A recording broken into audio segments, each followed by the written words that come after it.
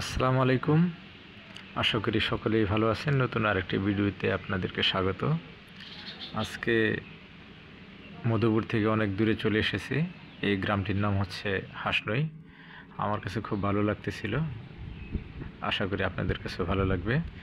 মূলত আমাদের টাঙ্গাইল জেলায় সবজি চাষের জন্য, ফলের বাগানের জন্য অনেক বিখ্যাত। আর আমাদের এই টাঙ্গাইল জেলায় মধুপুর বা অন্যান্য ঘাটাইল যে উপজেলাগুলো আছে, এগুলোতে বড় বড় ফলের বাগান, সবজির বাগান করা হয়।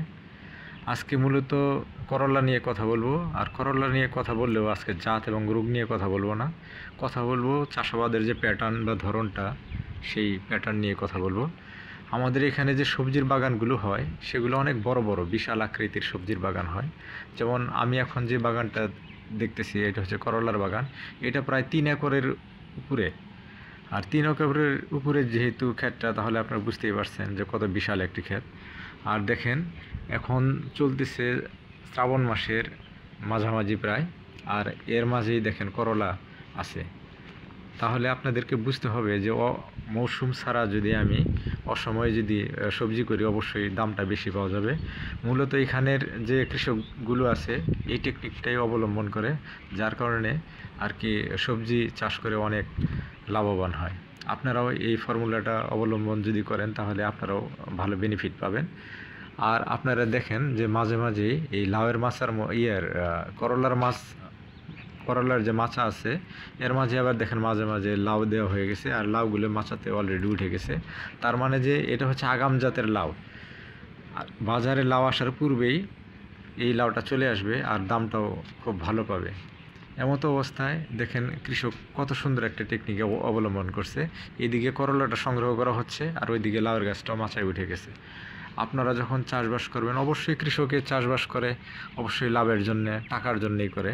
আর ভরা মৌসুমে যদি কোনো কৃষক যদি ফল বা সবজি যদি চাষাবাদ করে, সেক্ষেত্রে কিন্তু দামটা তেমন পায় না। আপনাদের মাথায় রাখতে হবে, যেহেতু সবাই টাকার জন্যই ব্যবসা বাণিজ্য বা কৃষিকাজ করে থাকে, সেহেতু সর্বোচ্চ সুবিধাটা আদায় করে নিতে হবে। আপনারা এই টেকনিক যদি অবলম্বন করেন, আশা করি সকলেই ভালোভাবে লাভ করতে পারবেন। আর আমাদের ভিডিওগুলো দেখবেন, লাইক করবেন, কমেন্ট করবেন। আর যদি কোনো পরামর্শ থাকে সেটাও দিবেন। আর যদি কোনো পরামর্শ যদি জানার থাকে, সেটাও আমাদের থেকে নেওয়ার চেষ্টা করবেন। আশা করি লাভবান হবেন।